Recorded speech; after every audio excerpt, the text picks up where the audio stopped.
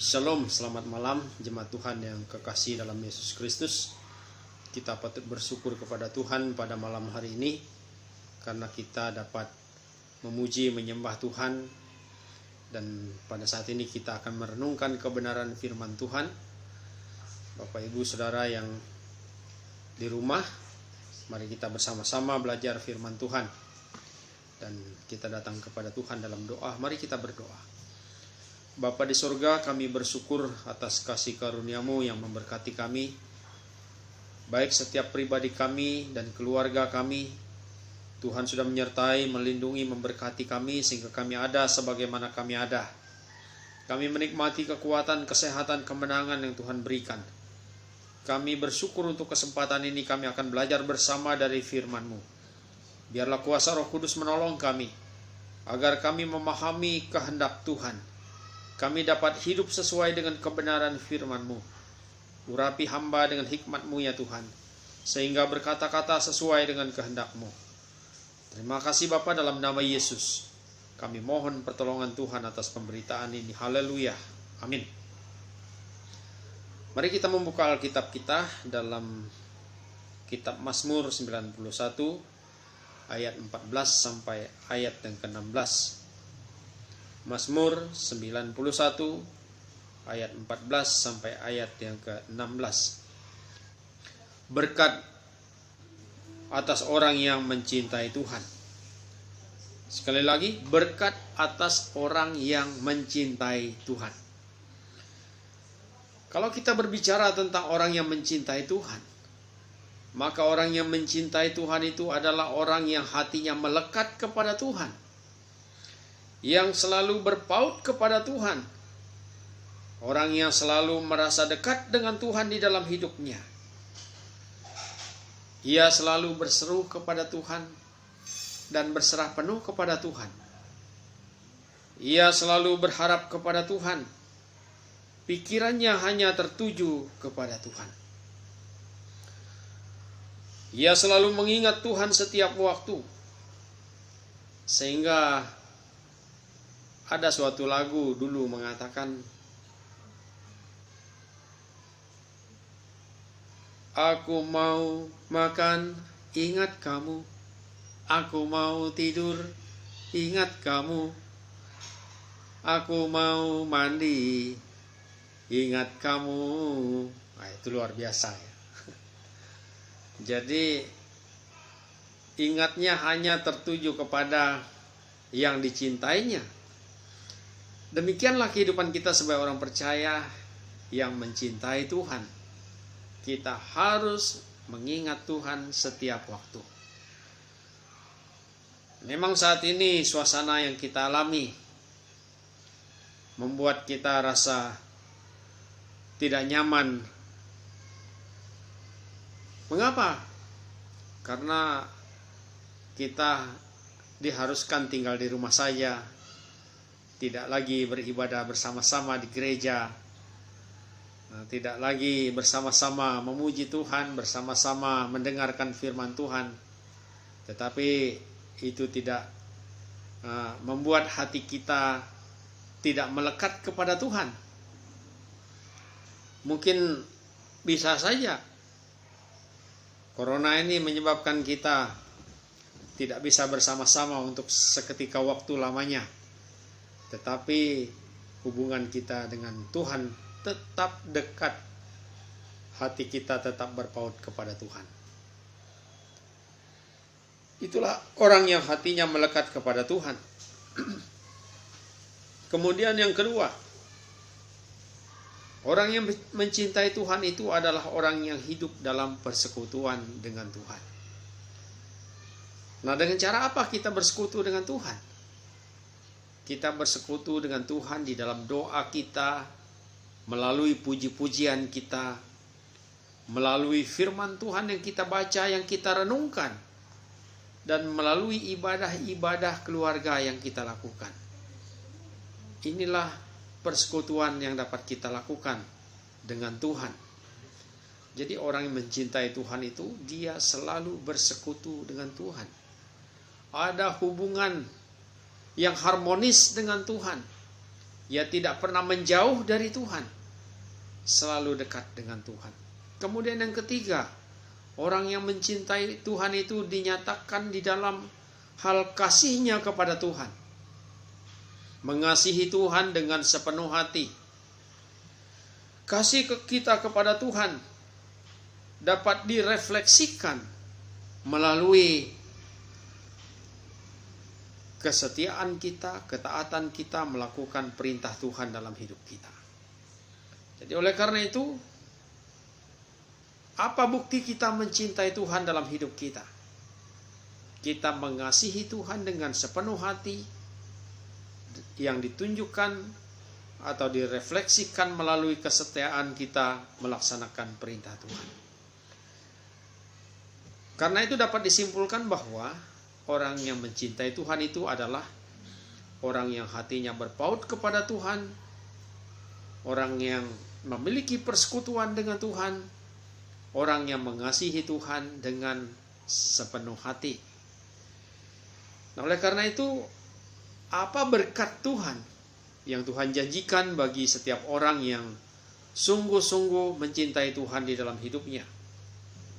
Berkat yang pertama yang disebutkan oleh firman Tuhan, bahwa Tuhan menyertai kita saat kita dalam kesesakan. Tuhan menyertai di dalam kesesakan.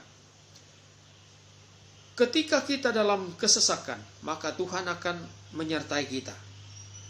Kita tidak akan berjalan sendiri. Tuhan tidak membiarkan kita ketika kita dalam kesesakan, tetapi Dia hadir bagi kita. Dia menolong kita. Dia meluputkan atau melepaskan kita dari kesesakan itu. Tuhan akan membentengi kita. Tuhan akan menyelimuti hidup kita. Dan Tuhan akan menyelamatkan kita, memberi kita kemenangan atas setiap situasi, kondisi hidup yang terjadi di sekitar kita. Inilah berkat Tuhan atas orang yang mencintai Tuhan. Tuhan menyertai dia dalam kesesakan. Tuhan memberi kemenangan baginya dalam setiap kesesakan yang dihadapinya. Kita sangat percaya Tuhan menyertai kita pada saat ini dalam kesesakan yang sedang kita hadapi, khusus COVID-19 ini.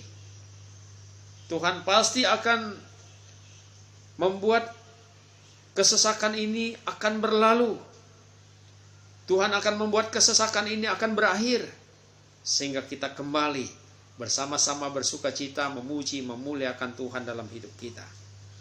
Percaya, Tuhan selalu bersama-sama dengan kita. Apapun kesesakan yang kita hadapi dalam hidup kita, Tuhan tidak meninggalkan kita, tetapi Dia beserta kita, Dia menolong kita, Dia selalu ada bersama dengan kita. Kemudian yang kedua, berkat atas orang yang mencintai Tuhan. Yang kedua adalah Tuhan menjawab doanya. Tuhan menjawab doa kita. Kalau kita mencintai Tuhan, maka Tuhan pasti menjawab setiap doa yang kita sampaikan di hadapan Tuhan. Karena pemazmur di sini berkata, bila ia berseru kepadaku, aku akan menjawab. Ini perkataan Tuhan sendiri yang berjanji, bila kita berseru kepadanya, maka Tuhan akan menjawab. Kunci utama agar doa kita dijawab oleh Tuhan adalah cintailah Tuhan dengan sepenuh hati. Kemudian yang ketiga, berkat atas orang yang mencintai Tuhan. Tuhan akan memuliakannya. Tuhan akan memuliakan hidup kita. Artinya bahwa Tuhan akan memberi kehormatan bagi kita. Tuhan akan meninggikan kita. Tuhan akan mengangkat kita di atas gunung batu. Tuhan akan membuat kita berdiri teguh, sehingga kita kokoh, kita kuat, tidak tergoyahkan oleh situasi apapun. Selama kita hidup, Tuhan akan memuliakan kita. Kemudian yang keempat, berkat Tuhan atas orang yang mencintai Tuhan. Yang keempat adalah Tuhan akan mengaruniakan umur panjang dan hidup kekal kepadanya yaitu kepada kita yang mencintai Tuhan. Firman Tuhan berkata, dengan umur panjang akan kukenyangkan dia, dan akan kuperlihatkan kepadanya keselamatan daripadaku. Umur panjang di sini berhubungan dengan dua hal. Yang pertama, umur panjang yang kita jalani dalam hidup kita di dunia ini. Umur panjang itu yaitu sampai rambut kita memutih, sampai usia kita senja, sampai kita dapat melihat anak cucu kita. Dan umur panjang yang disebutkan di sini berhubungan juga dengan keadaan rumah tangga kita yang selalu dalam keadaan baik-baik saja. Kita selalu sehat dalam naungan kuasa Tuhan. Rumah tangga kita aman dan kehidupan kita selalu diberkati. Ini umur panjang.